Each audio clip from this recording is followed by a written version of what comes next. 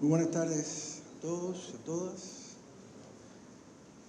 Esta tarde, frente a este mar Caribe que nos abraza, en el nombre del Centro León les damos la bienvenida a este conversatorio que hemos llamado Escribir, Leer y Enseñar, un tapiz de ecos y mitos. Con la admirada, respetada escritora y filóloga clásica Irene Vallejo, ganadora del Premio Nacional de Ensayo 2020, entre otros muchos. Este encuentro ha sido un deseo expreso de la señora Vallejo para maestros, mediadores, bibliotecarios, traductores y amantes de la palabra, que representan colectividades de diversos espacios geográficos del país, a quienes recibimos con cálido respeto por tan encomiable labor. Como ven, nos acompaña nuestra Irene Vallejo, quien sostendrá una conversación con la presidenta del Centro León, doctora María Amalia León, y María Teresa Ruiz de Catrén, escritora e historiadora. Respondiendo al deseo expresado por nuestra invitada de compartir con nuestros maestros, bibliotecarios, traductores, mediadores, alumnos y amantes de la palabra de nuestro país, se formó la comunidad del Junco RD. Han venido desde distintos puntos de la geografía nacional, luego de un trabajo en grupo para conocerla mejor a través de su obra. Paralelamente, el encuentro de hoy se han realizado intercambios de acercamiento en el aula a la obra de la autora con grupos de alumnos del último año de secundaria del Instituto Politécnico Loyola, con quienes se encontrará antes de su partida. Este intercambio tendrá 3 momentos. Primero, con preguntas relacionadas a la presencia de lo educativo y a los mitos presentes en sus libros, a cargo de María Amalia León y María Teresa Catrén. El segundo momento tendrá la participación de algunos docentes, bibliotecarios, gestores literarios que han formado el mencionado grupo La Comunidad en el Junco RD, quienes formularán sus preguntas a nuestra invitada. Y el tercer momento, la firma de libros de su parte, que será la oportunidad de un breve encuentro con la autora. Queremos agradecer a la Universidad APEC, anfitriona de la escritora, en la persona de su rector, Eric Pérez Vega, y Alejandro Moscoso, decano de la Facultad de Humanidades y Derecho, a Mar de Palabras, en las personas de Minerva del Rico y Yulisa Álvarez, y a todo el equipo que ha hecho posible que Santo Domingo tenga el honor de tenerla entre nosotros. A todos muchas gracias y dejo la palabra a la doctora María Amalia León. Gracias. Bueno, yo quisiera comenzar agradeciendo a Irene porque en un momento tan difícil de este siglo XXI, que fue la pandemia, tener el bálsamo de tu ternura en medio de unas heridas de incertidumbre, nos pudo hacer, vamos a decir, que habitable ese momento. Y todavía hoy podemos decir que eres esperanza para todos. Gracias. Yo quiero, antes de comenzar, decir por qué hemos escogido este lugar con esmero. Este espacio, para nosotros los dominicanos, tiene una significación prácticamente sagrada y para la humanidad también, porque en ese momento oscuro de la conquista, un hombre, un español, se atrevió a cuestionar su propia cultura y alzar la voz por aquellos que no la tenían, por aquellos que eran frágiles, y pedir justicia y dignidad. Fray Antón de Montesinos, con su sermón de Adviento, Y este monumento fue donado por los Estados Unidos de México a la ciudad primera de América, porque nosotros somos la primogénita de España y la madre de las Américas. Así que para nosotros estar aquí era muy significativo porque tu obra también reclama dignidad y justicia. Y yo no puedo dejar de agradecer de nuevo a nuestro amigo Alejandro, que ha hecho posible un sueño que todos teníamos, a Minerva, a mi querida Julie, por ser cómplices y ser parte de la coordinación de este momento mágico e histórico, pero sobre todo por ese constante amor por los libros. Quiero también dar las gracias a Mar de Palabras y al señor Olivo Rodríguez Huerta, porque ellos han tenido la generosidad de donar 100 libros a maestros y bibliotecas del infinito en un junco.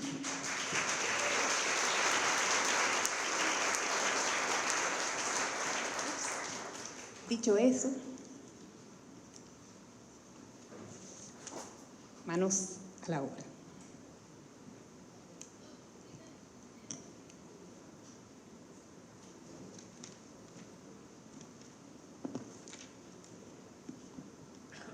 Tu obra, que tiene tantas resonancias, en esta ocasión vamos a tratar de dirigirla a la parte pedagógica.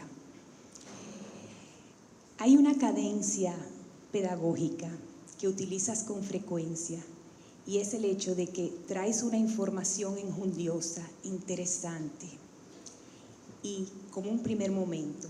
En el segundo momento me la acercas porque me la colocas en mi contexto, en mi actualidad, y en un tercer momento te haces vulnerable y me cuentas algo íntimo tuyo, con lo cual quedo en un vínculo eterno unida a ti.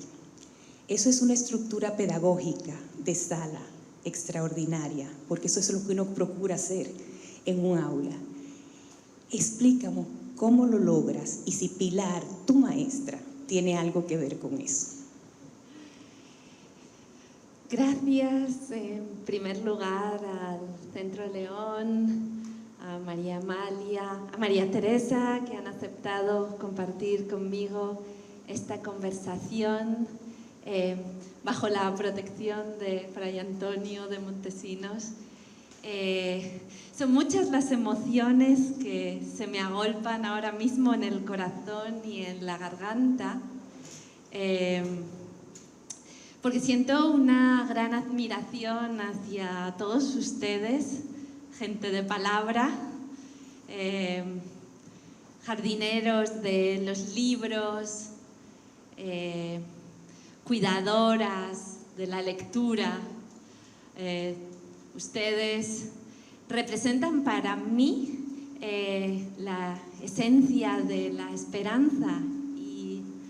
Realmente me siento muy feliz y muy honrada de poder compartir este tiempo, de tenerlos reunidos y expresarles ese amor profundo por la labor a la que dedican sus vidas.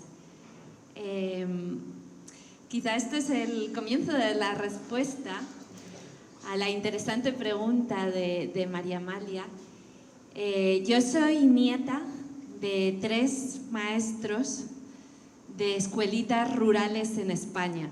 Escuelas rurales de los tiempos de la más dura posguerra, cuando había tanta pobreza en España y mis 3 abuelos nacidos en capitales se fueron a las aldeas a dedicarse a los niños y niñas en esas escuelas unitarias donde estaban juntos todos desde las edades más infantiles hasta los mayores, como una gran familia, y los estudiantes adultos colaboraban enseñando a los más pequeños. Y hacía frío, me decía mi abuela, que faltaba de todo menos los sabañones que salían en los dedos por el frío terrible de aquellos inviernos. Había hambre, había privaciones, pero había también esa vocación de enseñanza que creo que me llega en primer lugar por la relación sobre todo con mi abuelo materno, que aparece en El infinito en un junco, en la nota final, y al que yo recuerdo en esos años de infancia, su mano grande, a mí me parecía enorme porque yo era muy chiquitina, con las pecas que la edad salpica en las manos. Y mi abuelo estaba constantemente enseñándome, quizá de esa manera, como yo he intentado transmitirlo, o reproducirlo o homenajearlo en El infinito en un junco. En el texto final al que me refiero, en el que le hago un homenaje, cuento que a él le gustaba estar muy atento, cuidar todos los detalles para que nadie sufriera, y cuando íbamos por la calle y veía una cáscara de plátano en la calle, siempre la recogía, o de cualquier otra fruta, y me decía: ¿ves? El bien no se nota, el mal chilla, pero alguien nos resbalará y no se romperá una pierna, porque nosotros hemos recogido esta cáscara, pero nunca lo sabrá, y el bien pasará desapercibido, mientras que el mal habría sido muy visible, muy manifiesto, ¿no? Muy ruidoso. Y es verdad que el mal chilla y que el bien a veces susurra, ¿verdad? Y es más difícil captarlo, y en estos tiempos se oyen sobre todo los rugidos que cubren y ocultan y eclipsan esos susurros. Mi abuelo era un maestro, era un hombre cuidador. Recuerdo también que cuando pasábamos por delante de casas en obras, él se aseguraba de que todo estaba en orden y firme, de que nada se podía caer de los andamios. Y en los veranos terribles de nuestra ciudad, Zaragoza, salía con cubos de agua para regar los árboles de la calle más cercanos a su casa. Y pasados los años, cuando vuelvo a la calle donde vivió mi abuelo, ya tanto mi abuelo como mi abuela han fallecido, veo que los árboles cercanos a su portal son los más altos, los más frondosos, los más fértiles, y digo, después de todo, sí se nota el bien. Años después, más tarde, ¿no? Para el ojo adiestrado, para quien tiene las claves, el bien está allí visible. Esos árboles han medrado mucho más que los demás árboles de la calle. Y yo creo que las enseñanzas de mi abuelo son las que me han dejado en primer lugar esa huella. Y mi abuelo siempre solía decir que el trabajo de la enseñanza es el más importante que existe, porque quien enseña es no solo maestro, profesor, profesora, es el arquitecto del futuro. Esas arquitecturas que están en la mente de quienes estudian, de quienes aprenden, y que es así como se construye el porvenir, con esas arquitecturas interiores y mentales. Entonces de mi abuelo me ha quedado esta herencia de pensar que estos oficios de la palabra son los más valiosos que existen, los realmente fundamentales, allí donde se levanta el edificio del porvenir de un país. Y ese es el motivo por el que para mí era tan importante encontrarme con todos ustedes. A los maestros se los recuerda toda la vida. Recordamos sus frases, sus palabras, su forma de enseñar, y aquellos que nos han dejado la huella más indeleble probablemente han definido las personas que somos y en los caminos que hemos tomado. A mi profesora del bachillerato, Pilar, tengo que agradecerle cómo me enseñó a través de la emoción, a través del cariño. Éramos un grupito muy pequeño de estudiantes de griego clásico, en su clase, y ella siempre nos sentaba en círculo muy cerca de ella y nos hablaba como si fuéramos amigos, como si fuéramos personas en las que confiaba. Siempre recordaré que ella consideraba que nos merecíamos aprender, y eso es quizá el don más importante que existe. Y ella me ha dejado un recuerdo imborrable, de tal manera que cuando yo me enfrenté a mis primeras clases, la tenía a ella en mi mente y quería que fuera mi modelo para enseñar, para transmitir, para emocionar. Ella me enseñó que el camino de la enseñanza es el afecto, y que sin esa palabra esencial que tú has mencionado, María Amalia, ternura, sin la ternura no era posible esa confianza mutua en la que se basa el aprendizaje. Y por eso creo que los cuidados de mi abuelo, sus ideas sobre el bien susurrante y esa lealtad a la ternura que aprendí de Pilar han sido las lecciones que me han dejado una impronta más duradera.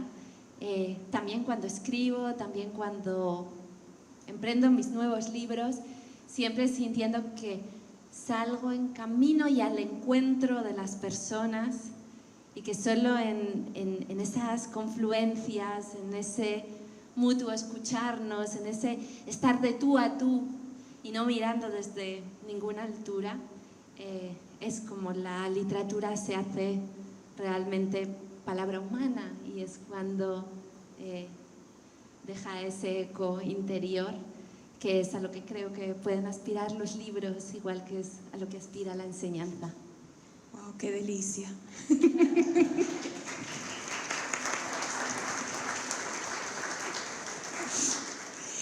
En tu libro de El infinito en el junco nos dices cómo en la infancia se aprendía a leer y escribir con Homero y Eurípides.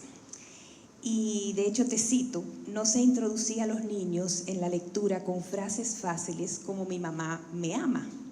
El método educativo consistía en una brusca inmersión. ¿Qué preferencias o pruritos tendrías al escoger los textos para niños y jóvenes, de manera que no nos convirtamos en lo que tú llamas apóstoles de la protección de menores? Yo aprendí el amor por los relatos gracias a mi padre, que un día decidió contarme la Odisea cuando yo tenía 3 añitos, y no lo hizo leyendo el libro, sino contándomelo con sus propias palabras. Se sentaba a la orilla de mi cama y me relataba a su manera, ¿no? Un poema que era griego y antiguo y mitológico, pero también era totalmente actual, cercano, y que pertenecía un poquito también a mi padre, porque él le daba las palabras, lo renovaba. Y todas esas historias, las historias de la Odisea, que no están pensadas para niños, como en general las mitologías o la sabiduría de las tradiciones de los pueblos, a mí me emocionaron porque sentí que contenían una verdad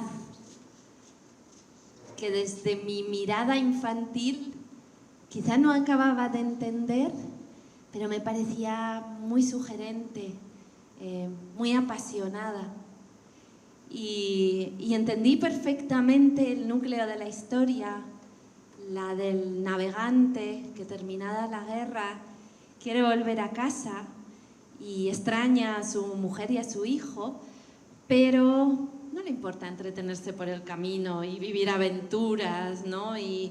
y conocer personajes fascinantes y enfrentarse a peligros y demorarse si es necesario en la isla de Nausicaa o en la isla de Circe. Y creo que esas son quizá las 2 dimensiones del ser humano y de nuestras vidas, ¿no? Queremos aventuras, queremos excitación, queremos pasiones, novedades, retos, búsquedas, pero ahí también está esa añoranza del hogar, de la seguridad, de los afectos, del amor, ¿no? Y cómo estamos siempre, ¿no?, entre Troya e Ítaca, navegando, yendo y viniendo, dejándonos mecer por las aguas, pero recordando el calor del hogar. Y bueno, para mí esa historia es quizá el origen de todas las historias, ¿no? Allí es donde hay un Big Bang infantil, y a partir de ese momento la narración entró a borbotones en mi vida y nunca más la he abandonado desde entonces. Por eso yo siempre he creído que los cuentos infantiles, los cuentos que les contamos a los niños antes de dormir, los papás, las mamás, las madrinas, tíos, abuelos, abuelas, esas historias forjan algo extraordinario. Nos acostumbran a identificar las palabras compartidas con momentos de intimidad, de amor, con entornos seguros y cálidos. Y allí la imaginación zarpa en sus viajes, sintiéndose al mismo tiempo amparada, entendida, ¿no?, y apoyada por la mano de los adultos que nos quieren. Porque yo creo que solo nos cuentan cuentos, o nos recitan poemas, o nos cantan canciones las personas que nos quieren. Es un acto de amor. Y yo creo que en ese contar historias probablemente está el origen de todo. Y ni siquiera hace falta que sean historias de la literatura, pueden ser recuerdos personales, pueden ser historias vividas, compartir con los niños cómo era la infancia que nosotros conocimos, ¿no? Las historias de la genealogía, de los tíos, de los abuelos remotos, con sus vidas, con sus historias, con sus peripecias. Es muy importante que empiece así.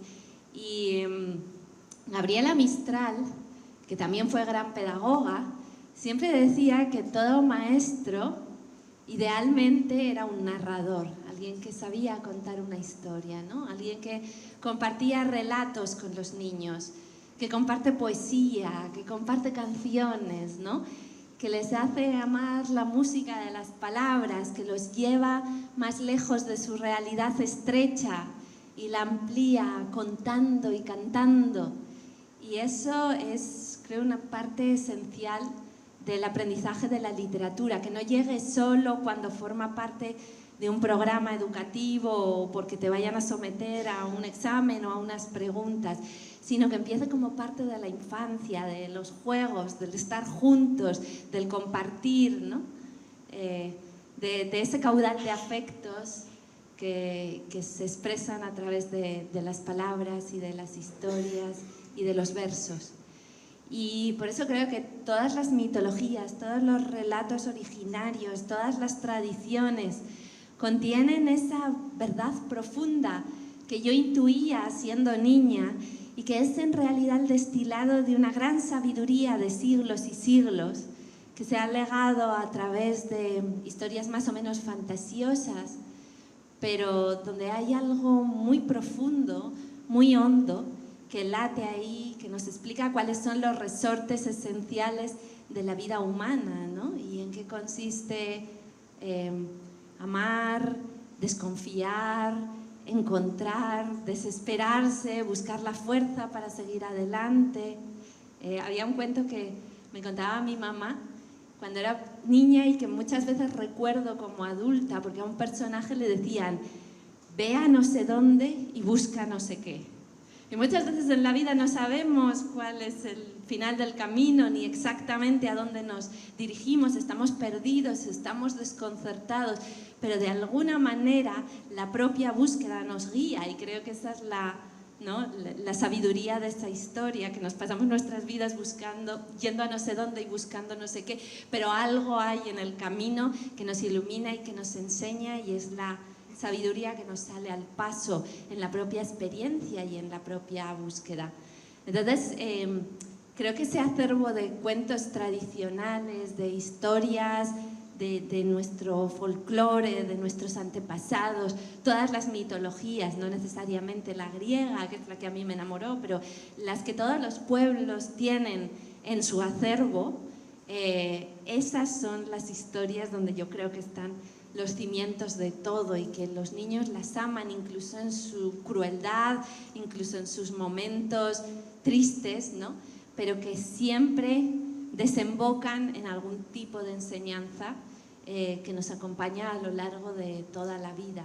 Y esos cuentos de mi infancia todavía están conmigo y ahora soy yo la que los comparto con mi hijo. ¡Qué maravilla! Bueno, pues según nos compartes en una de las viñetas del cómic del Infinito en el Junco, con una complejidad extraordinaria con tu ilustrador Tito Alba, fue el valor del maestro de la escuela antigua tarea humilde y menospreciada, en tus palabras. Esa fuerte paradoja que señalas de que era innoble enseñar lo que era honorable aprender. ¿Cómo trasladarías en el tiempo el rol del maestro para evitar la historia de Casiano y la evolución de la escuela y la transformación del concepto de la infancia? Sí. Un gran tema. La infancia durante mucho tiempo en realidad no ha existido.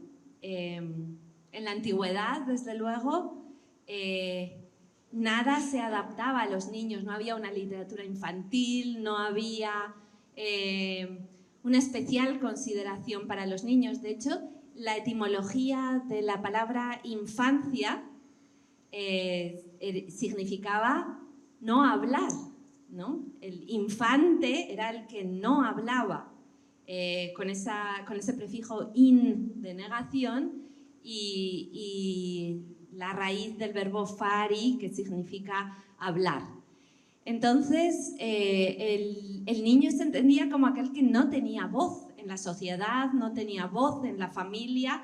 El niño era la criatura que obedecía, a la que los adultos iban formando y que era deseable que se convirtiera en un adulto lo antes posible. Ha sido necesario todo un transcurso histórico para entender la singularidad de la infancia, las fases del aprendizaje, los pasos de los niños, su lenguaje, su forma de entender la realidad y digamos, darle forma teórica a todo eso. También ha sido un largo camino el de eliminar los castigos físicos de la escuela, que durante muchísimo tiempo estuvieron muy presentes. Y realmente hacer la enseñanza más amable, más feliz para los niños. Entonces, la tristeza es que el trabajo de maestro, no solo en la antigüedad, ha sido considerado un trabajo menor. Creo que todavía hoy sigue sin recibir la consideración que merece y no hay tantas personas como mi abuelo que lo consideren el oficio más importante que existe en el mundo. Yo publiqué hace un tiempo un texto periodístico en el que hablaba de la etimología de maestro y de ministro, refiriéndome al latín. Y ahí es donde yo encuentro la base sobre la que creo que podríamos empezar a construir esta conversación. Maestro, en latín magister, es el que se ocupa de lo máximo, de lo más importante, magis en latín, ¿no? Entonces es experto en lo esencial, en lo de máxima importancia. Mientras que ministro viene de minister, que es del prefijo minus, o sea, de las cosas menores, de las cosas, de las minucias. El ministro es el que se ocupa de las minucias y el maestro de las cosas realmente importantes. Si acudimos a esa etimología, decía yo en aquel artículo, pasar de ministro a maestro es un ascenso y a la inversa sería un descenso. Entonces, creo que esa idea, esa etimología, quizá contiene mucha más sabiduría de lo que la mayoría de las sociedades han empleado en referencia al maestro, ¿no? Creo que realmente allí está la clave, y es que es lo máximo ser maestro, debería ser lo máximo en todas las sociedades, dedicarse a ser maestros o maestras. Y bueno, pues es cierto que todavía en la España que conoció mi abuelo se decía ser más pobre que un maestro porque ganaban salarios muy, muy humildes. Y esto es algo que creo que hay que empezar a transformar.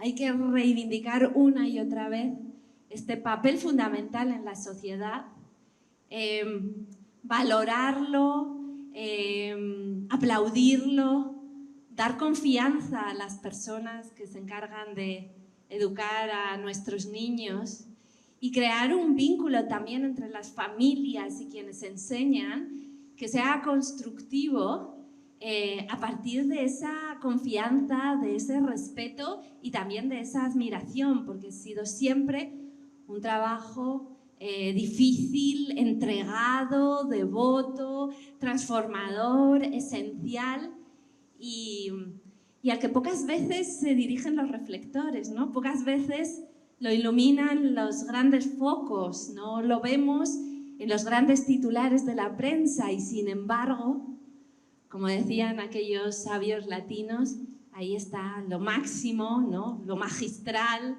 lo esencial y lo irrenunciable. Y creo que es esa la base sobre la que deberíamos empezar a repensar este oficio y la forma en la que socialmente lo tratamos y lo abrazamos. Bueno, eso merece un aplauso de este autor. Bueno, tengo varias preguntas, pero creo que María Teresa puede seguir para que puedan tener la oportunidad aunque hay una del bullying que me está tentando, pero sigue ahí. La voy a hacer porque realmente me preguntaron, creo que es una inquietud que tuvimos en nuestros encuentros. Dice que en tu libro El futuro recordado y el que alguien habló de nosotros, nos das un panorama muy didáctico de lo que es la naturaleza humana y lo dedicas, de hecho, el libro a maestros, a profesores y a tanta gente comprometida que dedica su vida a enseñar. Sin embargo, no hemos podido detener en el patio del colegio donde se aprenden esas duras lecciones sobre la jungla humana. Nos has externado con una valentía admirable ese dolor cotidiano que fuiste sometida y que hoy tiene nombre.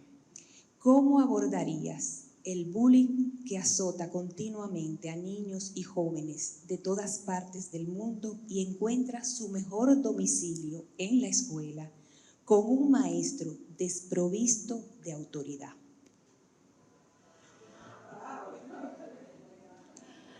Gran tema que yo he vivido en carne propia. Entre mis 8 y 12 años yo sufrí acoso escolar, sufrí agresiones y violencia y humillaciones. Y creo que además es uno de los momentos más importantes de mi vida porque era cuando se estaba definiendo mi carácter, mi forma de ser, incluso mi forma de pertenecer al grupo. Y fueron años muy duros en los que yo asumí la ley del silencio que reinaba en el patio de recreo, la idea de que no podíamos jamás contar a los adultos, sea a los profesores y profesoras o a los padres, lo que sucedía entre nosotros, porque eso nos convertía en delatores, en acusicas, en traidores, ¿no? A una especie de lealtad infantil. Yo en ese momento no era consciente de lo que significaba asumir que era una traición pedir ayuda, pero no era una traición al grupo, a las amistades, maltratar a uno de tus compañeros. Parecía que fuera peor chivarse, ¿no? Hablar, contar, denunciar, que maltratar y ser cruel con alguien del grupo. Entonces, esa solidaridad infantil tenía unas leyes un tanto mafiosas. Yo en ese momento lo asumí así, era muy niña y tenía miedo de ser completamente expulsada y cedí, y muchas veces incluso me hice cómplice de mis agresores y nunca les cubría y contaba, inventaba historias para justificar la pérdida de las cosas que me habían robado o las marcas de algunas veces de agresiones. Llegaron a romperme un dedo y yo siempre contaba historias que culpaban a mis compañeros y que no permitían dar la voz de alarma a los adultos y actuar. Sin embargo, con el paso de los años me he dado cuenta de que fue esta misma época en la que yo empecé a escribir más habitualmente y a expresarme a través de la escritura. La escritura fue el proceso liberador dentro de ese entorno tan hostil. Fue mi terapia, fue mi vía de escape, fue mi bote salvavidas. Lo ha sido en varias situaciones a lo largo de la vida, pero esa fue la primera vez y la que creo que probablemente me convirtió en escritora. El entender que ante esa especie de mordaza en la que yo vivía, escribir se convertía en una huida o en una liberación. Y con el paso de los años he llegado a la conclusión de que ser escritora es precisamente convertirme en la chivata, la delatora profesional que cuenta las cosas, ¿no?, que suceden a su alrededor y que se enfrenta a ese mandato de silencio, porque mirando atrás mi conclusión es que es precisamente esas cosas que nos dicen que debemos callar son las que es más importante contar. Y a veces se puede escribir lo que no somos capaces de decir y esa es la lección que yo aprendí. Volviendo atrás, creo que hay dos claves. Una es ser capaz de hacer lo que yo no hice, o sea, tengo consejos para los demás que yo no fui capaz de aplicar, que es la de pedir ayuda. Pedir ayuda siempre. Es que hay que tener también la humildad de apelar a los demás y no construir una falsa dignidad basada en resistir, en aguantar, en soportar, en apretar los dientes y en seguir adelante. Es doloroso a veces pedir ayuda porque tienes que confesar tu necesidad, tu angustia, tu miedo, pero es necesario que seamos capaces de pedir ayuda porque si no seguiremos encerrados en esa especie de cápsula asfixiante en la que nunca acudimos los unos a los otros y no creamos ese flujo de apoyo que es necesario en las sociedades.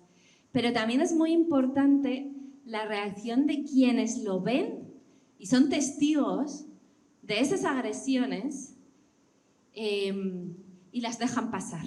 Habitualmente el acoso, el bullying, no podría suceder si no hubiera muchas personas que son conscientes de que está sucediendo, pero no dicen nada, pero no hacen nada.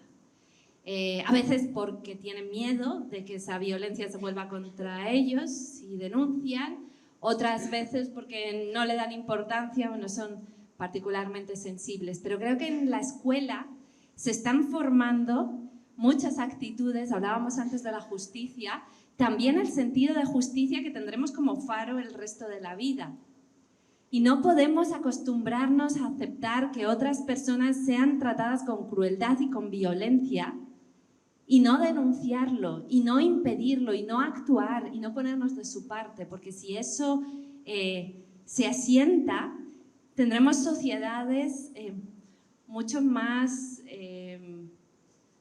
proclives a la violencia e incapaces de la colaboración mutua, de la ayuda y de la solidaridad. Entonces hay allí mucho en juego también con quienes están viendo y están permitiendo que todo eso suceda. Entonces, creo que es esencial también apelar a esas personas y decir, bueno, ¿qué hacemos cuando vemos que alguien agrede a una persona inocente? ¿Qué postura tomamos ante el mundo? ¿Nos quedamos callados o actuamos?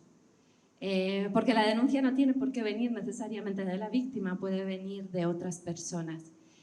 Un día, hablando con el escritor de origen peruano Fernando Iwasaki, que actualmente vive en Sevilla, me decía, leyendo tu libro me he dado cuenta de que no tenemos en nuestro idioma una palabra positiva para referirnos a quien denuncia una injusticia. Todas las palabras son, ¿no?, como delator, como chivato, como traidor, pero no hay ninguna que sea realmente una palabra positiva. No transmitimos la idea de que denunciar es un acto de valor, pero también un acto de defensa y de solidaridad cuando hay una injusticia en marcha. Y esa quizás es una mentalidad que tendríamos que empezar a cambiar, ¿no? El valor de la denuncia, el valor de la actuación directa para impedir esas injusticias. Entonces, yo escribí esos capítulos del infinito en un junco, que son apenas 2-3 páginas y están en la parte central del libro, también para que pudiera ser un texto que se lea en las clases y que sirva para empezar este debate, para que se entienda cómo se vive en primera persona cuando eres la víctima de esa violencia, cómo se siente, cómo se experimenta, qué secuelas deja. Y ese relato, esas pequeñas páginas, puedan servir como punto de partida para debatir en las clases donde puede estar sucediendo un episodio de bullying o donde no. Pero a veces es bueno plantear el debate antes de que suceda para que ya reflexionemos sobre los dilemas morales que se nos van a presentar, las decisiones éticas que tendremos que tomar y para que entendamos que al final estamos juntos en esto y que si dejamos pasar a los abusadores en la escuela, luego lo seguirán siendo impunemente en el trabajo, en la familia, en las relaciones, en la vida adulta, y que cuanto más poder tengan, más daño van a poder infligir. Entonces es algo que es importante acotar y plantear ya desde muy pronto y hablar abiertamente de algo que suele estar rodeado de silencio y que precisamente asfixia y amordaza porque no encuentras las palabras con las que darle nombre a lo que te está sucediendo, a que de repente un grupo de compañeros que tendrían que ser tus amigos o al menos personas cercanas y amables, de repente se ponen todos en tu contra y te sientes totalmente excluida, ¿no?, de ese grupo y sientes que de repente algo invisible e intangible te separa de ellos y que hay como una especie de licencia para atacarte o para agredirte porque ya nadie te tenderá una mano. Y eso es tremendamente doloroso y deja huellas para toda la vida en la víctima y en la persona que inflige esa violencia. Entonces, para mí es urgente actuar pronto, hablar, explicar, debatir, plantear todos estos dilemas y empezar a explicar la diferencia entre la delación y la denuncia, que es donde muchas veces gravita todo este problema y las posibilidades de su solución. Gracias. María Teresa, te dejo a ti. Mutilando la mitad de tu pregunta, igual que yo. ¿Se escucha? Sí. Al Centro León, gracias por este privilegio que no pudo ser soñado ni en mi futuro imaginado. Bienvenida, Irene. Hablaremos de mitos, narraciones que han viajado más que los ejércitos y más que las mercancías y que aún hoy siguen tejiendo puentes entre tiempos, culturas y generaciones. Para abrir este diálogo, imprescindible es remontarnos a esos primeros textos que la humanidad guardó como tesoro. Considerando tu formación clásica, que abarca la tradición grecolatina y la influencia temprana de tu padre, tu abuelo, tus maestros, al contarte historias míticas sobre Ulises, sirenas, cíclopes y dioses, ¿qué crees que revela sobre la condición humana el hecho de que los primeros textos que conservamos, el Numa Elish, Gilgamesh, Inanna, el libro de los muertos, Homero, todos estudiados y desarrollados en tus publicaciones, sean mitos? ¿Por qué piensas que la humanidad eligió narrar mitos antes que registrar la historia? Es una bellísima pregunta que además es la clave para adentrarnos probablemente en el mundo anterior a la escritura. Yo muchas veces intento hacer el experimento mental de imaginar cómo era el mundo antes de que se pudiera escribir y leer. Parece fácil imaginarlo, pero gran parte de nuestra forma de ser, de nuestras actividades diarias, de nuestro conocimiento, desaparecería del paisaje si prescindimos de la escritura y de la lectura.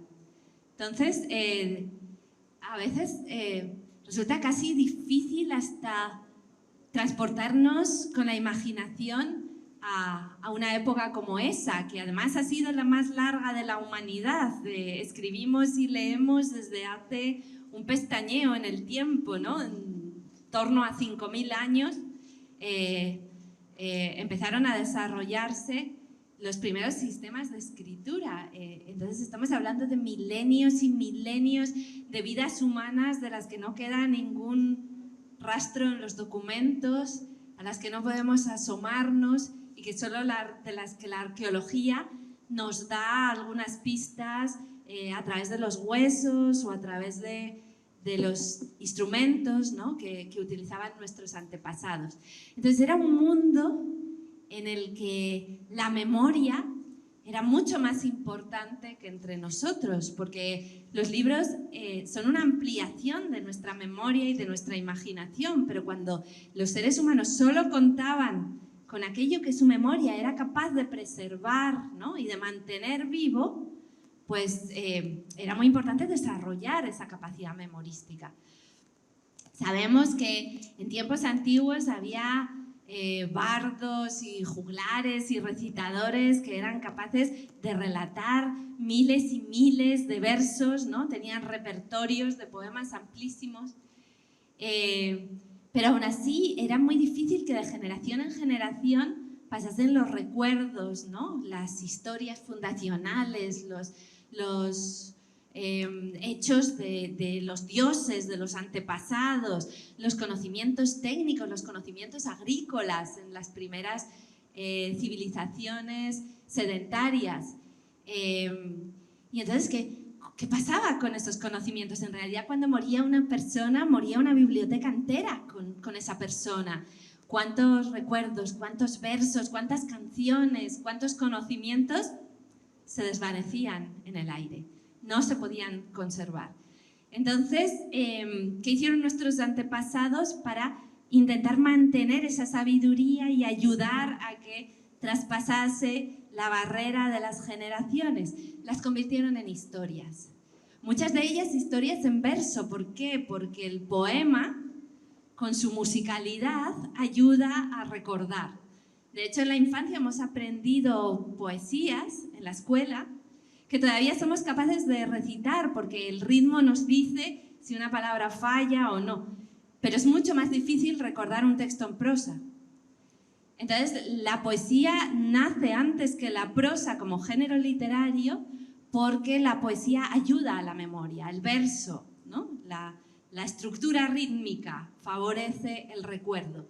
Entonces, la poesía, el ritmo y las historias son la forma que nuestros antepasados dieron a los relatos, a la sabiduría, a los conocimientos, para que pasaran de generación en generación. Y esto es lo que llamamos mitos. La Ilíada y la Odisea son como grandes enciclopedias del mundo antiguo. No son solo la historia de Aquiles o de Odiseo, sino son un conjunto de conocimientos sobre la navegación, sobre la agricultura, sobre la guerra, sobre cómo tratar a los reyes, a los sacerdotes, sobre la religión, sobre las invocaciones, sobre el amor, sobre el matrimonio, sobre la justicia, sobre la traición, ¿no? Son una serie de conocimientos cifrados en una historia. Y el hecho de que amemos la historia ayudará a que recordemos. Por eso nuestros antepasados toda la sabiduría la contaron en forma de cuentos, de fábulas, de teogonías, de poemas. Y eso sucede en todas las civilizaciones, es una constante. Y así es como la sabiduría atraviesa el tiempo, envuelta en historias tan fascinantes que nos negamos a olvidarlas. Y con esa idea en la mente es como yo decidí en El infinito en un junco contar todos los datos de mi investigación sobre la historia de los libros en forma de relatos, de historias, de biografías, de peripecias y aventuras de seres humanos. Porque pienso que así esas historias que tienen rostro humano nos emocionan y la emoción está unida a la memoria. Recordamos mucho más aquello que nos ha tocado íntimamente, que nos ha sorprendido, que nos ha emocionado, que nos ha despertado la curiosidad. Y por eso El infinito en un junco en realidad es un ensayo, pero es como las 1001 noches de los libros, toda una serie de cuentos, de personajes, de historias, de vivencias, de persecuciones, de héroes y de villanos, que son los vehículos de todos esos conocimientos históricos que yo quería transmitir a los lectores para que lo disfrutasen como una novela, pero aprendiesen como en un ensayo.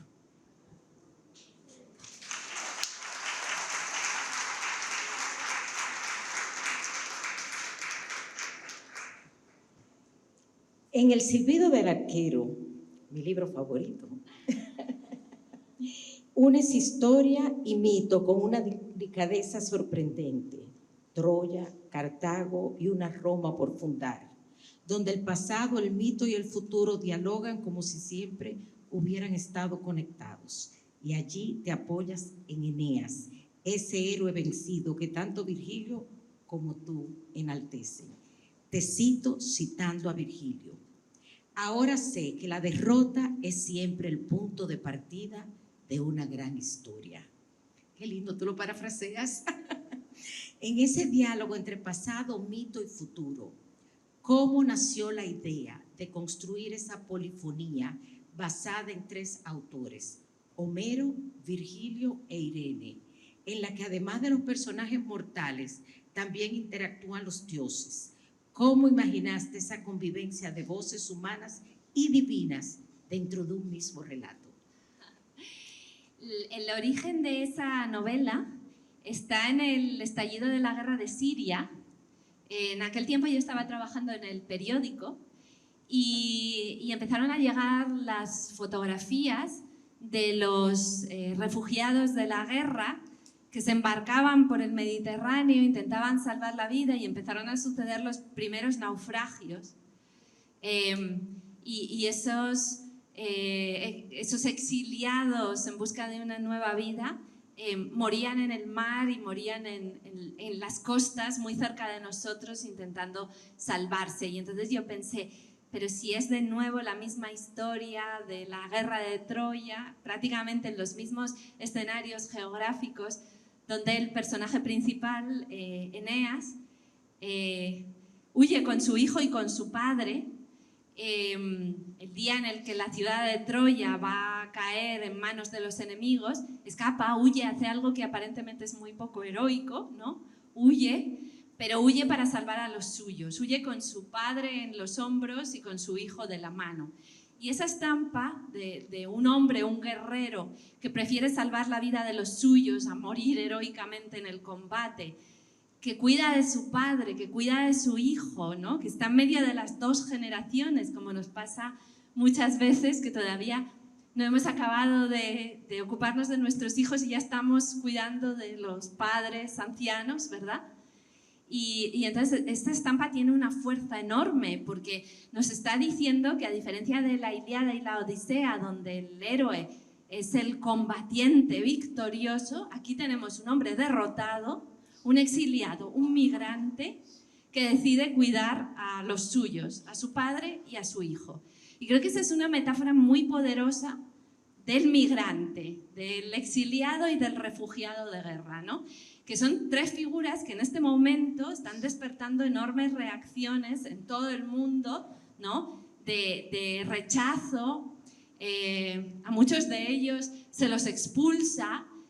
La palabra deportación parece que ahora está de moda, y no entendemos que los orígenes de todas las civilizaciones son el viaje, son la migración, son la búsqueda. Somos una especie migrante que ha ocupado el mundo a partir de una pequeña zona de África. Todos nosotros somos hijos, nietos, descendientes de la migración, y que eso está en nuestros mitos, está en nuestros genes, está en nuestros orígenes, está en el fondo de nuestras historias. Y por eso me pareció tan hermoso que Virgilio hubiera entendido que el Imperio Romano, con todas sus grandezas presuntas, no hubiera sido posible sin un hombre que huyó de la guerra y que intentó formar una nueva vida, ¿no? segura para su padre y para su hijo. Entonces esto me pareció tan actual, ¿no? Dentro de los debates más palpitantes del presente, que decidí escribir una novela para recordar a mis compatriotas europeos, en los que en ese momento estaba empezando a resurgir otra vez el racismo y la xenofobia, que nuestro propio origen como europeos es el Imperio Romano y es ese hombre que lo perdió todo y que salió al mar en busca de una nueva patria. Y entonces me parece la reivindicación de otra forma de heroísmo, que no es el heroísmo de la victoria, no es el heroísmo de la conquista, es el heroísmo de las personas que intentan salvar vidas, que intentan construir algo nuevo en un país distinto del que les vio nacer, intentan conseguir logros más grandes que sus propias derrotas. Y eso me pareció que era el núcleo de una historia que tenía mucho que decir al presente. Maravilloso.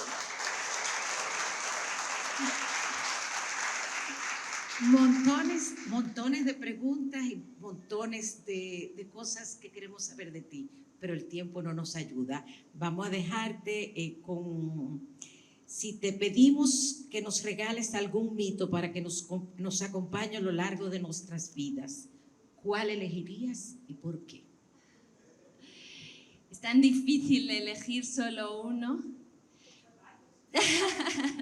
Pero bueno, no tenemos tiempo de sumergirnos en varios. Entonces, yo diría que uno de mis favoritos es el mito de Antígona, que tiene como protagonista a una mujer fuerte, una mujer que no se doblega, ¿no? Una mujer que tiene un protagonismo ético esencial y que nos demuestra también que incluso en una sociedad tan patriarcal como la de los antiguos griegos y romanos, se reconocía un espacio a ciertos personajes femeninos que eran capaces de transformar la realidad y de tener una entereza ética y moral extraordinaria, como es de Antígona.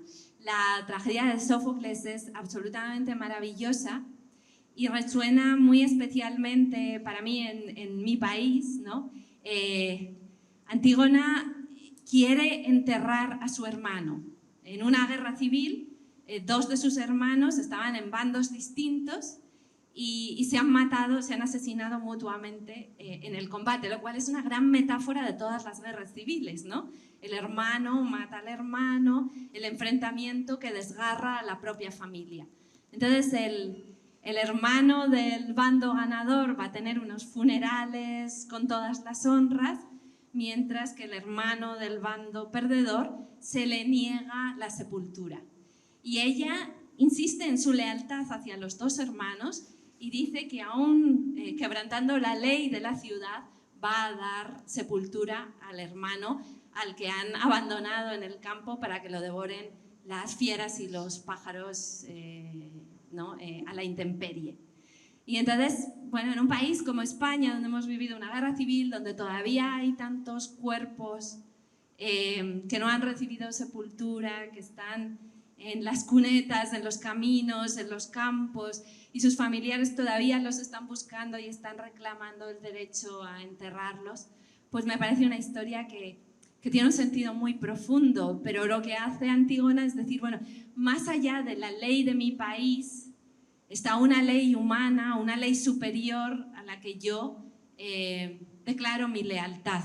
Y es la primera formulación de la ley internacional, ¿no? Y viene de boca de una mujer en este mito, que es Antígona, y dice, hay una ley por encima de la ley del gobernante de mi ciudad, que es la ley de que debemos la sepultura a los muertos. Y entonces ella de repente se convierte en alguien que no solo habla de los cuidados, ¿no? De la lealtad fraternal y familiar, que parece que es el ámbito de las mujeres, sino que está protagonizando una verdadera revolución intelectual, reivindicando una especie de leyes absolutas, que luego hemos llamado derechos humanos, que están por encima de la legislación más o menos caprichosa en distintos momentos históricos, en distintos estados.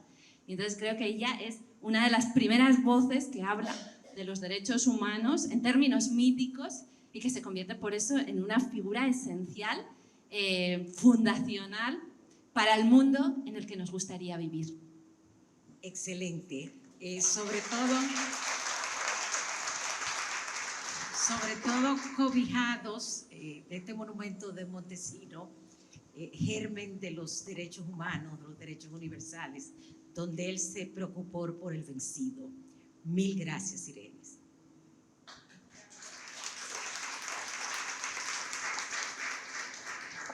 Buenas noches. Ahora pues vamos a pasar al segundo momento de este encuentro con la participación de 7 representantes del universo de la audiencia que compone este auditorio en la noche de hoy, quienes formularán las preguntas a la señora Vallejo, y agradecemos que por favor se presenten, que sean puntuales con sus intervenciones para lograr así poder escucharlos a todos. Cedo la palabra en este momento a Mariela García.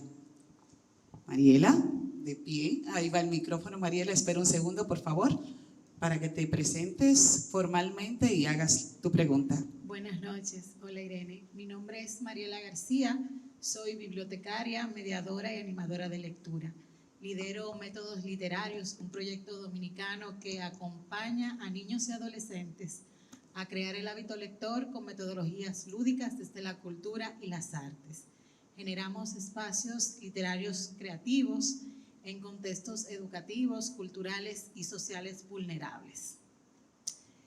Quiero preguntarte, a partir de la publicación del Infinito en un Junco en 2019, coincidiendo con lo que nos demostró la pandemia, la necesidad de tener libros, bibliotecas, cultura y arte, a nivel global hay un interés en promover el libro, en difundir la palabra.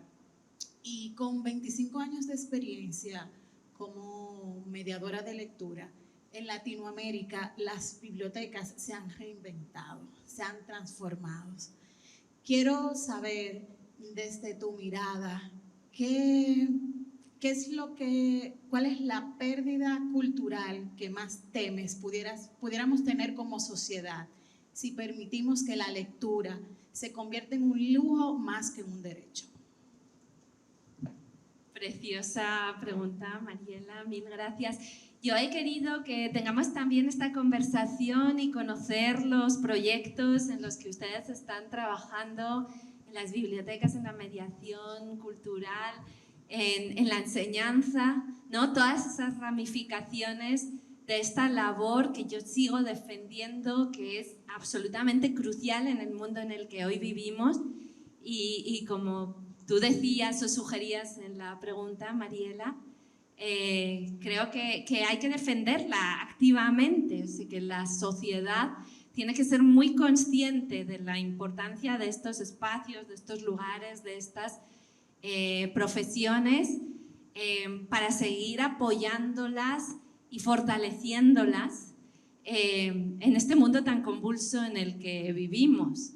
Efectivamente, la labor de las bibliotecas es conseguir que el mundo del arte, de la creación, de la imaginación, de la creatividad, esté abierta a todo el mundo, sea cual sea su origen. Y para mí esa es una de las utopías más decisivas del presente, el conseguir que los libros, como Cuento en el infinito en un junco, que nacieron como privilegio de castas sacerdotales, de reyes, de emperadores, de aristocracias, de grupos patricios, ¿no? Estén al alcance de todo el mundo, que absolutamente todo el mundo pueda encontrar las páginas y los brazos de un libro abiertos. Que la cultura no sea un coto del que nadie se sienta expulsado, ni que piense que no le corresponde un lugar en esa cultura, en esa creatividad, en el arte, ¿no? Y eso me parece como la gran épica que recorre el libro El infinito en un junco, ¿no? Cómo hemos luchado, todos los esfuerzos, todas las vidas, todos los peligros que muchas personas han corrido para que podamos salvar los libros y las bibliotecas, que son el espacio donde esos libros se hacen habitables para todo el mundo, para la totalidad. Y así es como realmente se forja ciudadanía, ¿no? A través de esas actividades. Y yo en todos mis viajes he querido siempre conocer proyectos como el que relatabas, Mariela, de personas vulnerables o barrios difíciles, donde estas actividades culturales se demuestran totalmente decisivas, transforman vidas, expulsan ciertos peligros, ¿no? Construyen distintas experiencias y hay muchas personas que recordando sus propias vidas reconocen que el encuentro con los libros, el haber tenido cerca una biblioteca o una mediadora como tú, permíteme tutearte, pues ha transformado totalmente un destino que parecía escrito de antemano. El escritor José Saramago, Premio Nobel de Literatura, contaba que nació en una familia donde no había libros y donde apenas nadie sabía leer. Y fue gracias a una biblioteca como conoció el mundo de la literatura. Y él, que no estaba destinado no ya a convertirse en escritor, sino probablemente ni siquiera en lector, tuvo una vida diferente al guión que estaba escrito para ese niño nacido en una familia humilde portuguesa, y lo llevó a convertirse en alguien que no solo transformó su vida, sino las vidas de todo el mundo a través de sus creaciones. No podemos perder esos talentos, no podemos dejar que las personas se extravíen por no haber encontrado la posibilidad de expresarse, ¿no? de encontrarse con otras personas y de transitar caminos mucho más pacíficos, como son los de la cultura y los del aprendizaje. Entonces, ahí es donde yo sigo pensando que está la clave, ¿no? en esas iniciativas y en seguir extendiendo las fronteras de los libros y de la cultura, porque todavía hay territorios y hay personas que no lo sienten próximo, cercano, ¿no? Con las puertas abiertas. Y ahí es donde el esfuerzo es tan valioso y es realmente algo que salva a las personas, que les da oportunidades. He tenido ocasiones de vivirlo en Colombia, en México, en Argentina, ¿no? en muchos países que he visitado, y los mediadores de lectura me decían, en ambientes de violencia, de narcotráfico, de maras, ¿no?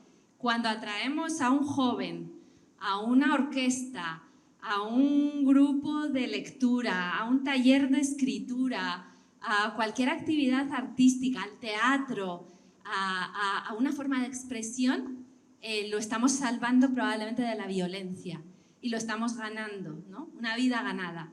Eso es lo que está en juego hasta ese punto, ¿no? Y por eso todos esos proyectos son extraordinariamente valiosos y hay que apoyarlos y hay que creer en ellos, porque realmente transforman, curan heridas, sanan, reconcilian, fortalecen las comunidades y son, a mí me parece, uno de los trabajos más generosos a los que se pueda dedicar la vida. Así que gracias, Mariela, por haber compartido.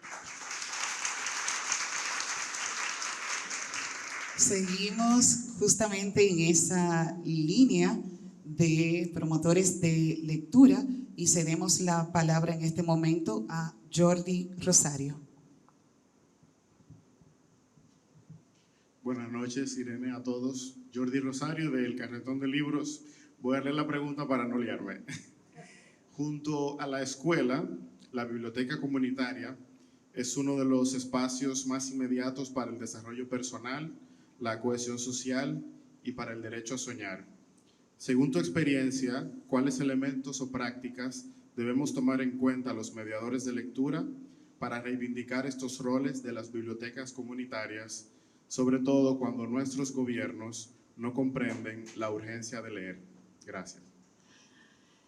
Jordi, te doy las gracias, pero al mismo tiempo estoy segura de que hay en esta sala muchas personas que con su experiencia acumulada de años dedicándose a la mediación de lectura podrían contestar a esta pregunta mucho mejor que yo, porque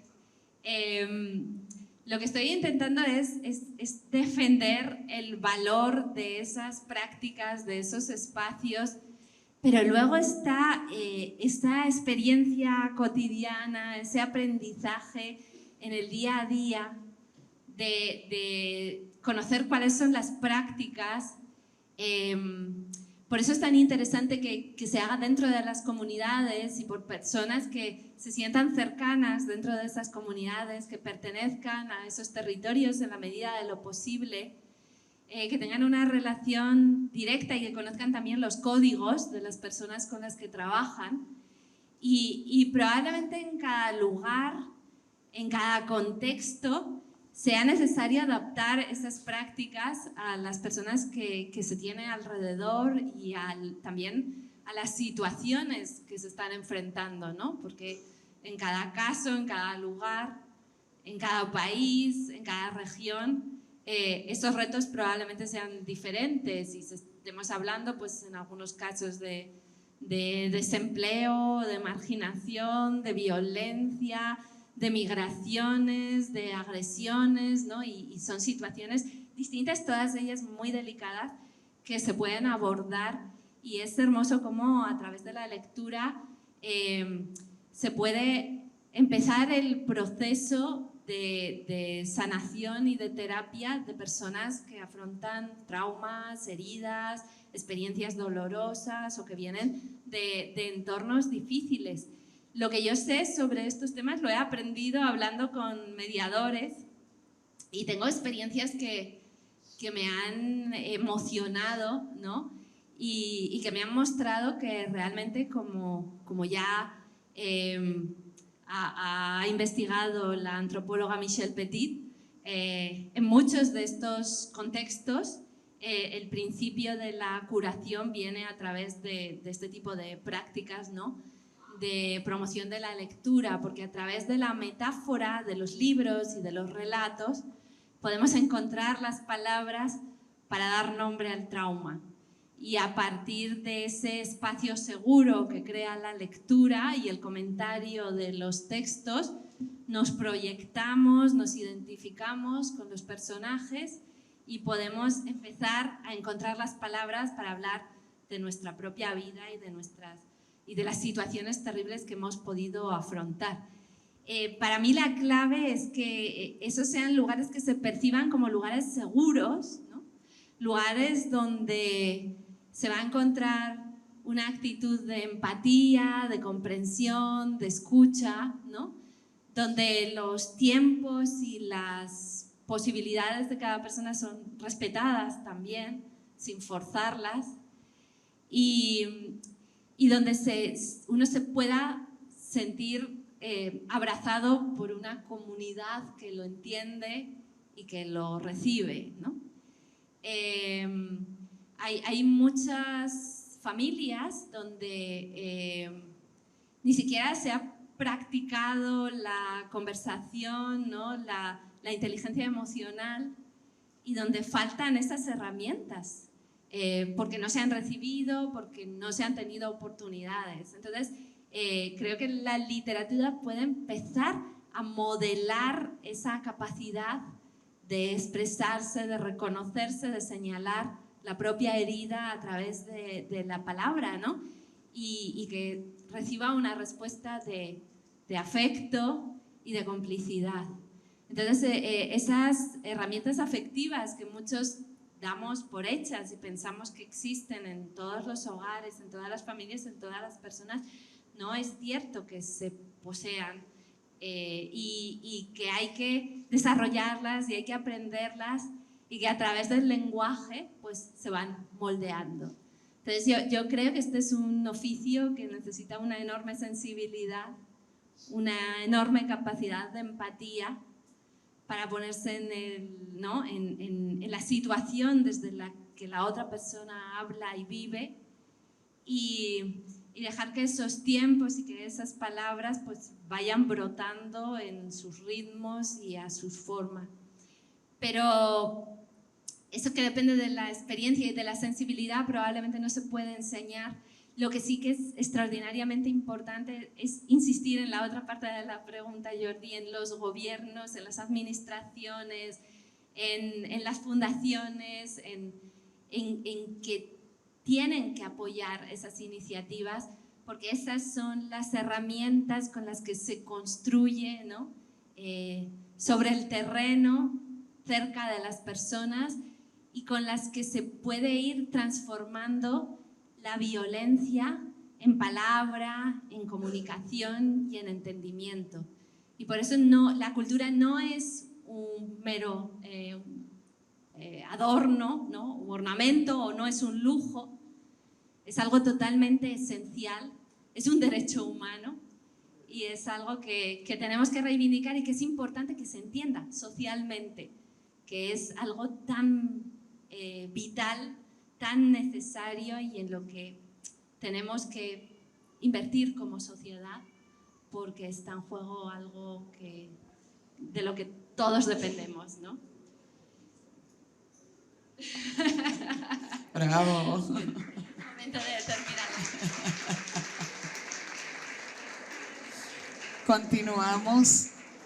Continuamos en este momento con nuestra sesión de preguntas y ahora nos vamos a la zona norte y vamos a escuchar la inquietud del escritor y docente Manuel Gibre.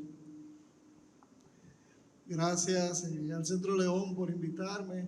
Irene, bienvenida a la República Dominicana. Es un honor tenerte aquí.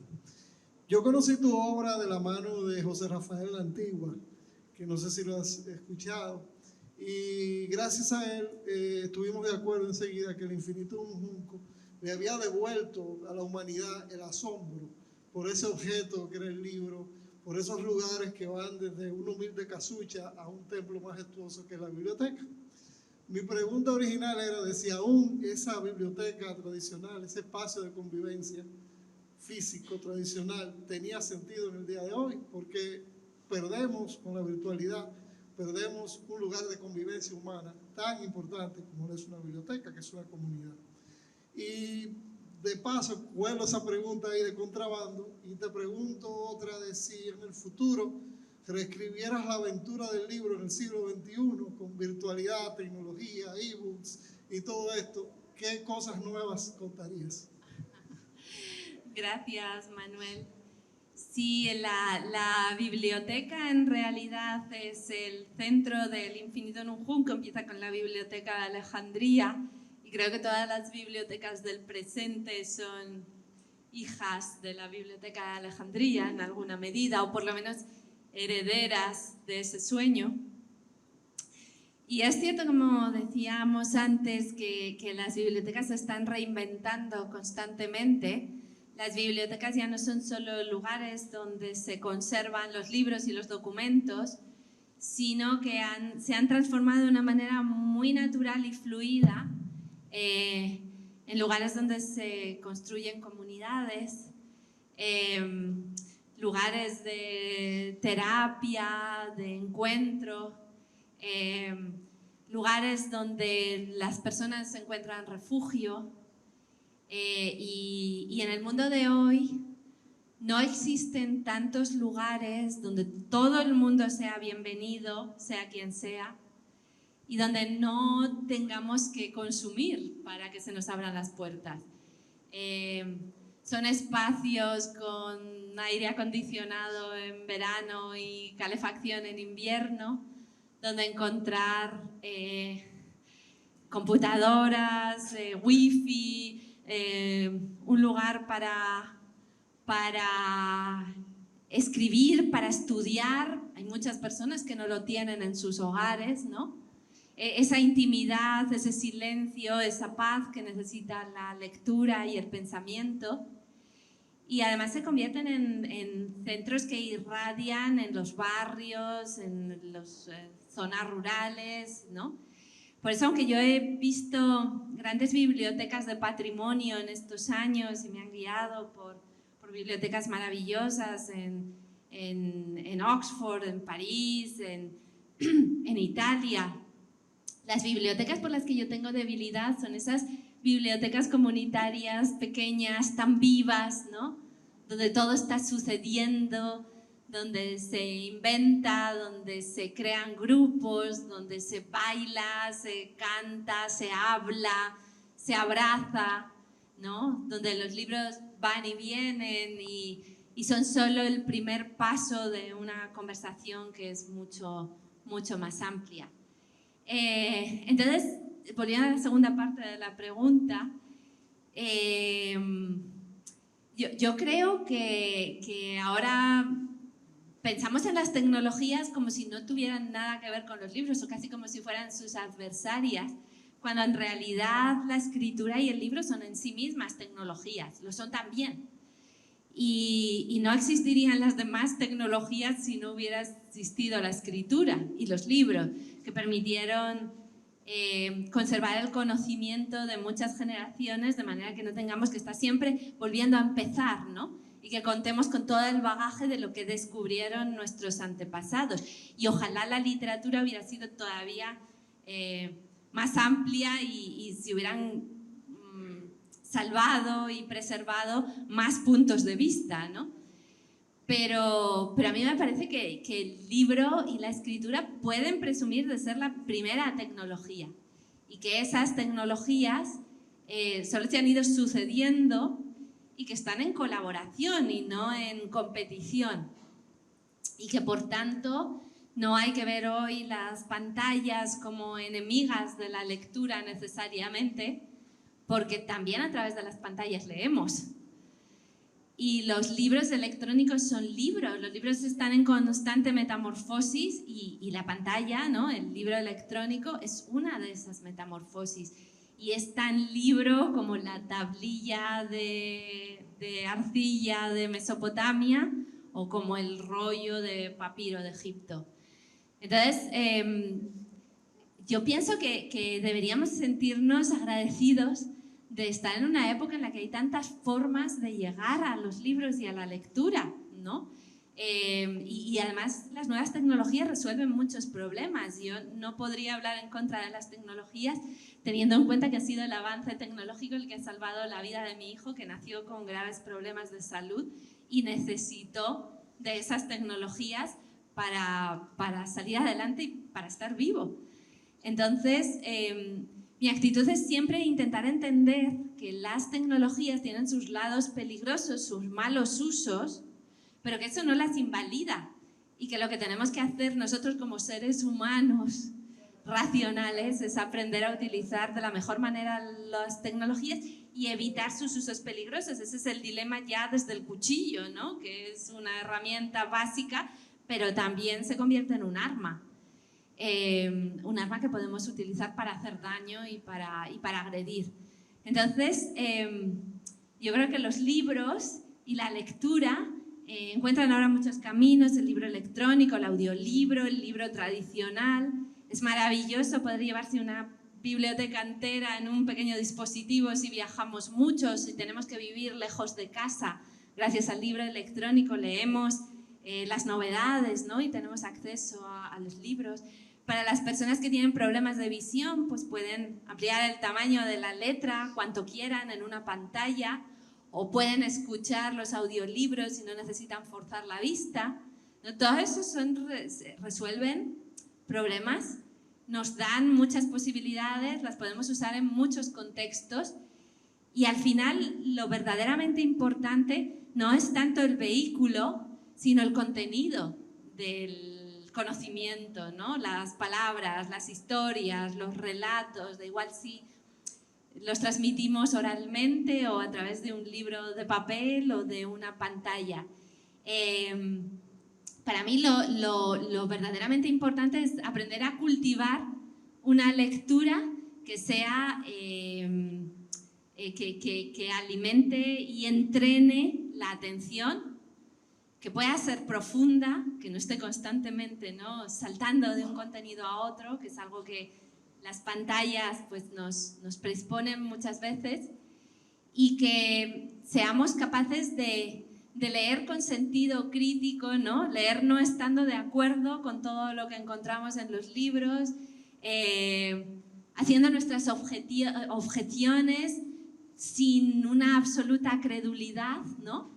Y que desarrollemos dentro de nosotros mismos esa habilidad, esa sabiduría lectora, y que aprendamos a leer bien, porque pensamos que leer se aprende de una vez por todas, ¿no?, en la escuela, en la infancia, pero a leer hay que seguir aprendiendo toda la vida, para leer cada vez mejor, para leer con más profundidad, con más hondura, con más sentido crítico, ¿no?, y tener una relación cada vez más compleja con lo que leemos y con las palabras. Y para mí esa es la clave, no tanto las tecnologías como amenaza, sino a veces la superficialidad como peligro, ¿no? Y la falta de tiempo y el apresuramiento y la falta de herramientas interiores. Por eso, una vez más, la clave vuelve a ser la educación.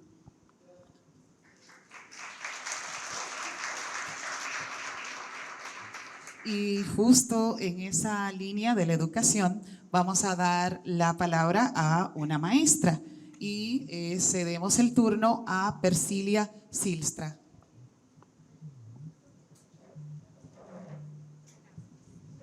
Saludos, buenas noches y bienvenida nuevamente.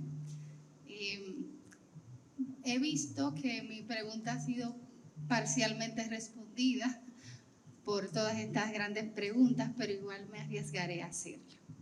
Dice: en sus escritos e intervenciones usted siempre procura hacernos ver la lectura como un refugio y como tal los libros son un elemento de supervivencia y que pese a todo han trascendido en el tiempo. Desde su experiencia, ¿cómo piensa que podría sobrevivir el libro a esta guerra contra el intelecto llena de bombardeos incesantes de pantallas y distracciones? ¿Qué nos aconseja para mantener viva la lectura en medio de este caos? Gracias. Gracias por la pregunta. Gracias por toda la experiencia que late detrás de la pregunta. porque yo creo que lo más difícil es hacer las buenas preguntas y las respuestas solo son intentos de aproximación.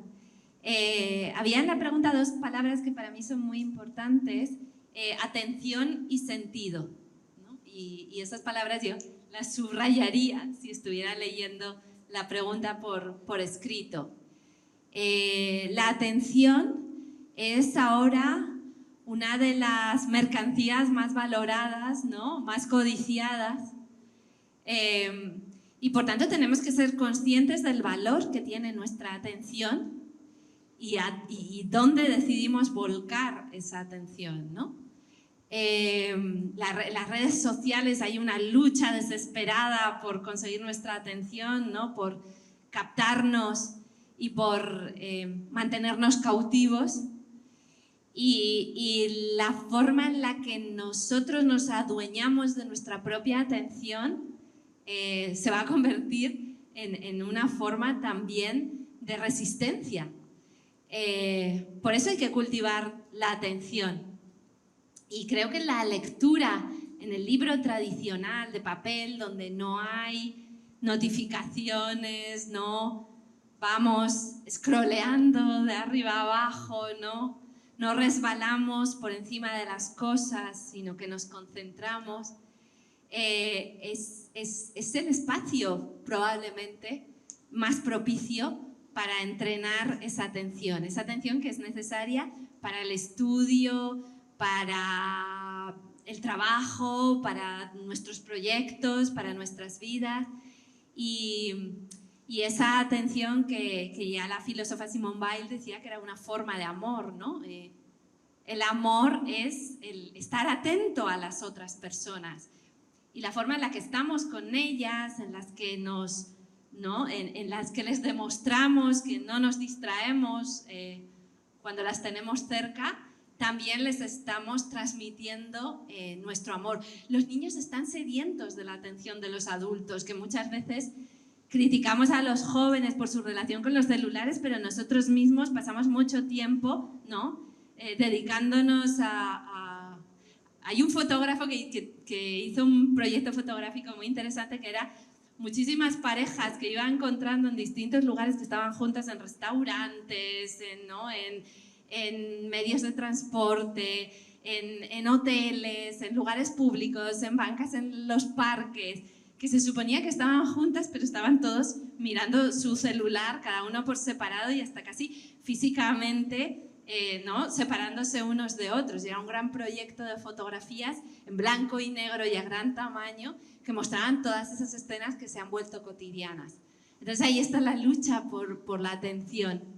Y la lucha por la atención, por entrenar la atención, por ser capaces de hacer un uso inteligente de la atención, yo creo que se desarrolla sobre todo con la lectura, porque la lectura nos conduce a otros mundos que podemos habitar en la medida que prestemos plena atención a la lectura, ¿no? Ese viaje en el tiempo, ese proyectarnos a otros personajes, esas aventuras, esas vidas alternativas se sostienen por nuestra atención. En el momento en el que nuestra atención se distrae, perdemos ese mundo, perdemos todas esas imágenes, ¿no? Ese vínculo. Entonces, la lectura es un ejercicio de atención sostenida. Y si eso se practica desde la infancia, nos convierte en personas mucho más capaces de estudiar, de concentrarnos en nuestros proyectos, en nuestras metas, ¿no? Y de no dispersarnos completamente por el mundo. Y también de entender que las relaciones humanas dependen del uso de esa atención, ¿no? Del regalo de esa atención. Y la otra palabra era sentido, más brevemente. Creo que en todas nuestras experiencias vitales es esencial encontrar sentido a lo que hacemos y a lo que vivimos, ¿no? Estamos rodeados de un caos de estímulos y lo que nuestras mentes y nuestros corazones piden es encontrar sentido a lo que hacemos. Es el sentido lo que nos permite levantarnos por las mañanas, porque entendemos que el lugar que ocupamos en el mundo tiene una razón de ser. Y eso se puede encontrar de muchas maneras, desde muchos puntos de vista y desde muchos planteamientos, pero yo creo que la literatura también nos ayuda a crear ese sentido, ¿no? En dotar de ese sentido a nuestra propia experiencia. Ahí están las historias, la reflexión, la filosofía, las grandes preguntas de la humanidad, y a eso, a través de la vía del placer, accedemos a través de los libros y a través de la lectura. Por eso yo creo que es muy revelador cómo nos relacionamos con los libros y la lectura para entender también cómo vivimos, ¿no? Es una especie de diagnóstico. Y ahí están esas claves que para mí son esenciales. La literatura no es solo un refugio, es también una brújula.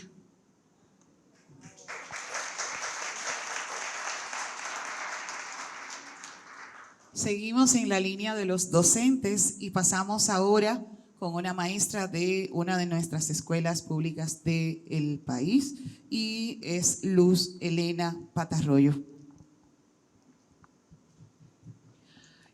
Buenos días, buenas noches. Yo soy Luz Elena Patarroyo López. Trabajo en el Instituto Superior de Estudios Educativos Pedro Poveda. Allí, bueno, no somos una escuela pública, somos una institución que hace formación docente. Y en esto de la formación docente estamos preocupadas un poco por esa tarea tan compleja que tienen los docentes en orientar la vida de los estudiantes. Y nos llamaba profundamente la atención la reflexión que usted ha trabajado durante tantos años de sacar esa fuente profunda de sabiduría que tienen los clásicos, porque vemos los clásicos un poco como ese faro en el camino a partir de los mitos que transmiten orientaciones sobre la vida. Entonces, nos gustaría desde su experiencia que nos dijera qué recomendación daría a maestros y maestras de República Dominicana para que se pudiera volver a los clásicos. Primero para que cada quien lo leyera y luego también para que, no sé, contagiara a los niños, a las niñas y a los jóvenes en esa lectura de los clásicos. Gracias. Gracias, Luz Elena, qué grandes preguntas me están planteando. Yo realmente quisiera tener las respuestas y todo lo que les digo nace de mi experiencia y mi intuición, pero se lo transmito con toda la humildad y sabiendo que probablemente de ustedes saldrían respuestas más valiosas que las que yo pueda darles. Pero creo que lo más importante de todo es compartir esas inquietudes, esas búsquedas y plantearnos juntos, bueno, pues estas aproximaciones a unas respuestas que luego vamos cada uno de nosotros a reflexionar individualmente y solo ese ejercicio ya es enormemente enriquecedor. Los clásicos. El problema con los clásicos, creo yo, es que hemos llegado a verlos como unos textos difíciles, áridos, aburridos, ¿no?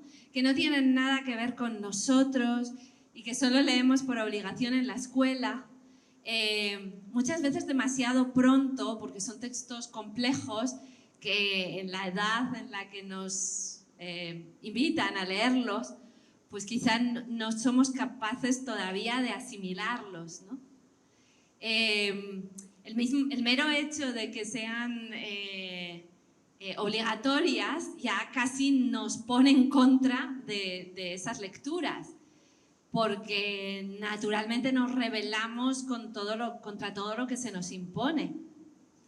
Y a lo largo de la historia han sido precisamente los libros más perseguidos y más censurados los que la gente ha tenido más deseos de leer, ¿no? Entonces a veces hay que utilizar incluso la psicología inversa y decir, no, este libro ni se les ocurra leerlo, de ninguna manera, es un libro que no van a entender, que no tiene nada que ver con ustedes, que es peligroso, la palabra peligroso es infalible, ¿no? Y es entonces cuando sabemos que van a ir a por ese libro, ¿no? No hay como decirle a un joven o a un adolescente, puedes leer cualquier libro menos este, para estar seguros de cuál van a ir a buscar, ¿no? Entonces, claro, cómo encontrar esos caminos de libertad y cómo explicar que los libros clásicos, las obras clásicas, no son esos libros que nos imponen por la fuerza, ¿no? Con una especie de saña sádica, sino los libros que la humanidad ha amado más a lo largo del tiempo, ¿no? Porque si esos libros se han salvado del destino de la desaparición, es porque son libros que a mucha gente, a lo largo de muchas generaciones, les han respondido a sus grandes preguntas. Entonces, la clave está precisamente en encontrar la forma de que a esos clásicos los jóvenes no los vean como estatuas en sus pedestales, sino que entiendan su humanidad, entiendan sus luchas, las razones por las que escribieron, contra qué se estaban rebelando, ¿no? Que no los veamos como personajes de la antigüedad, sino como a Fray Antonio de Montesinos, que tenemos aquí sobre nuestras cabezas, como personas que lucharon por causas que son todavía las nuestras, ¿no? Que se preguntaron por el mundo, que intentaron encontrar respuestas, y esas respuestas son todavía valiosas para nosotros, no porque las tengamos que aceptar como verdades absolutas, sino porque son un gran punto de partida para pensar el mundo. Entonces yo en El infinito en un junco pues he intentado que cada uno de los textos venga precedido de una pequeña biografía de esos clásicos para que entendamos que son personas de carne y hueso, que hablaban, que pensaban, que sentían, que experimentaron fracasos, que lucharon como luchamos nosotros mismos, ¿no? Y que no son obras perfectas y modélicas, sino obras que nacen de las entrañas de una humanidad muy profunda y que solo porque han sido capaces de apelar a esa humanidad han seguido vivas y se han seguido leyendo. Y luego creo que es importante que incluso respecto a los clásicos demos una cierta libertad a los estudiantes para elegir dentro de unas selecciones que les ofrezcamos el libro al que les interesa más acercarse. O sea, que no sea una orden, vamos a leer todos este mismo libro, sino que puedan tener un cierto margen de elección, porque siempre hay preferencias, porque siempre hay temáticas que a cada cual le interesan más, y entonces, bueno, dejar un margen de libertad, ¿no?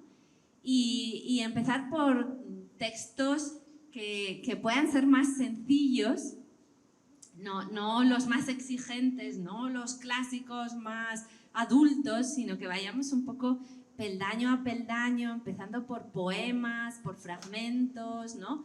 Por esos textos que nos hacen más amigable la lectura de los clásicos. Yo he adaptado a libros infantiles y juveniles algunas obras literarias que me ha parecido que por su humor, por su encanto, por su ternura y por su conexión con los temas y las preocupaciones actuales, pueden ser un buen punto de partida para perderles el miedo a los clásicos. Y una vez que ya has entrado en ellos, pues probablemente vas a construir tu propio camino, ¿no? Y vas a hacer tus propias exploraciones. Entonces, para mí la idea básica es eso, dejar atisbos de libertad en la elección de los clásicos, humanizarlos, ¿no?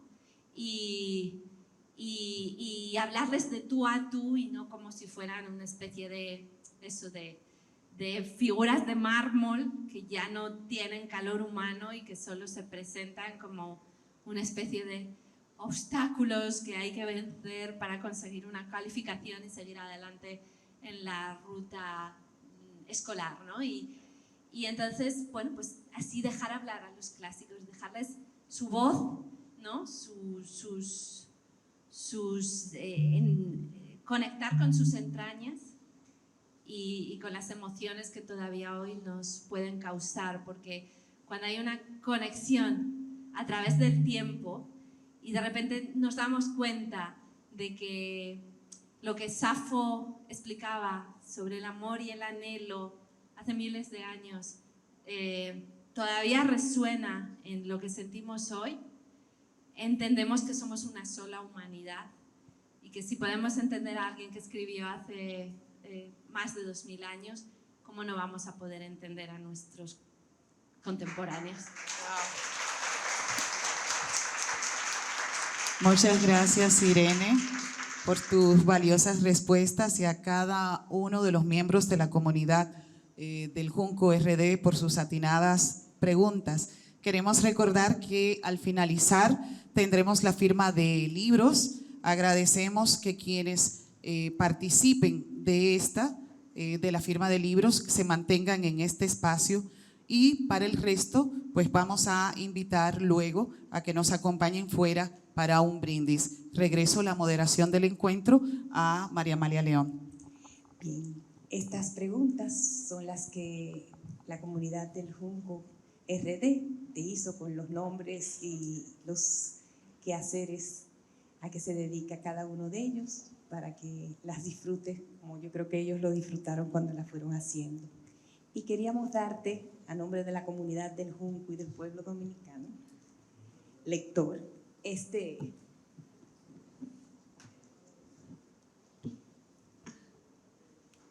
Junco.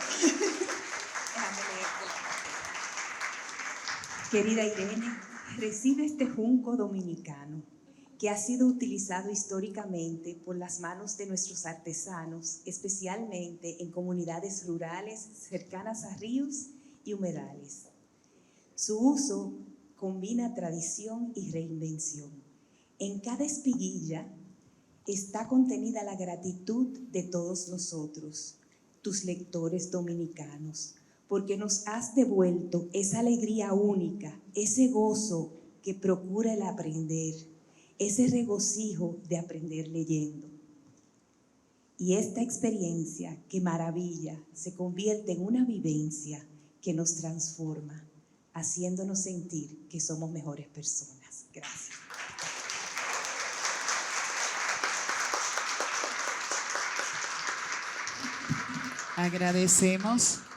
Agradecemos infinitamente a Irene, a María Teresa y María Amalia por este grato momento, y ahora comparto un poco lo que va a suceder. Vamos a tomar algunas fotografías oficiales y como he mencionado, quienes deseen la firma de libros pues se quedan con nosotros aquí en este auditorio, porque estaremos pasando a otro espacio luego de las fotografías oficiales para la firma de libros. Y quienes no, pues podemos seguir socializando, conversando y compartiendo sobre el trabajo y obra de Irene Vallejo en una invitación a brindis que le tenemos acá afuera. Así que en este momento, pues pido por favor a doña María Amalia, a Irene y María Teresa para hacer la primera fotografía oficial. Voy a estar un poco acompañando el orden de las fotografías para así hacerlo ágil y que podamos pasar a la firma de libros.